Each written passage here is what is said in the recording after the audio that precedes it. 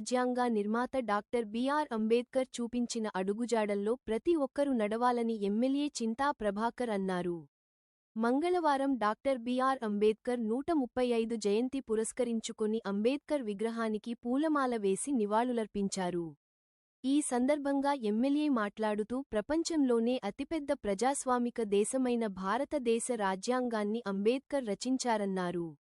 ప్రపంచం గర్వించదగిన గొప్ప మేధావి అంబేద్కర్ అని, ఆయన చూపిన మార్గంలో నడిచి దేశాన్ని అభివృద్ధి పథంలో తీసుకెళ్లడానికి ప్రతి ఒక్కరూ కృషి చేయాలని తెలిపారు. కాంగ్రెస్ ప్రభుత్వం దళితులను పట్టించుకోవడం లేదని విమర్శించారు. దళిత బంధు 12 లక్షల రూపాయలు చొప్పున ఇస్తామని ఇప్పటికీ ఇవ్వకపోవడం దారుణం అన్నారు. ఇప్పటికైనా ప్రభుత్వం బడుగు బలహీన వర్గాల అభ్యున్నతికి తోడ్పడాలని సూచించారు.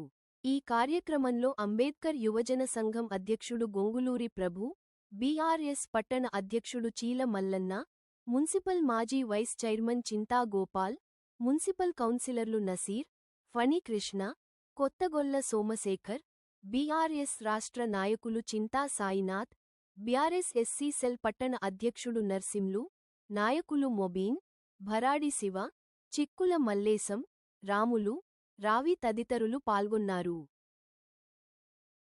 డాక్టర్ బాబాసాహెబ్ అంబేద్కర్ గారి 135వ జన్మదినం సందర్భంగా సదాశివపేటలో జరుగుతున్న కార్యక్రమానికి ఫౌండర్ అధ్యక్షులు గొంగులూరు ప్రభు గారు, మా టౌన్ అధ్యక్షుడు చీల మల్లన్న గారు, మాజీ వైస్ చైర్మన్ చింతగోపాల్ గారు,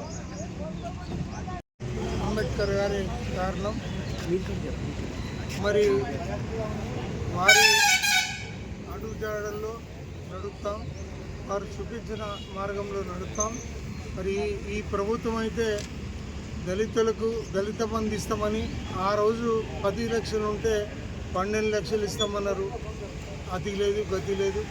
మరి ఇప్పటికైనా వారు బుద్ధి తెచ్చుకొని మరి అణగారిన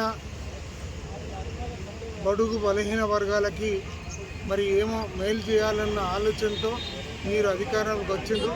మరి వచ్చిన నుంచి ఏది కూడా చేయట్లేదు. మరి ఇప్పటికైనా బుద్ధి తెచ్చుకొని అంబేద్కర్ జయంతి సందర్భంగా మరి ఈ దినం నుంచే ఏదైనా ప్రారంభిస్తే మరి ప్రజలు హర్షిస్తారు. మరి ఈ జన్మదినం సందర్భంగా ఇక్కడ పాల్గొన్న మిత్రులందరికీ నా హృదయపూర్వక నమస్కారాలు. జై భీమ్.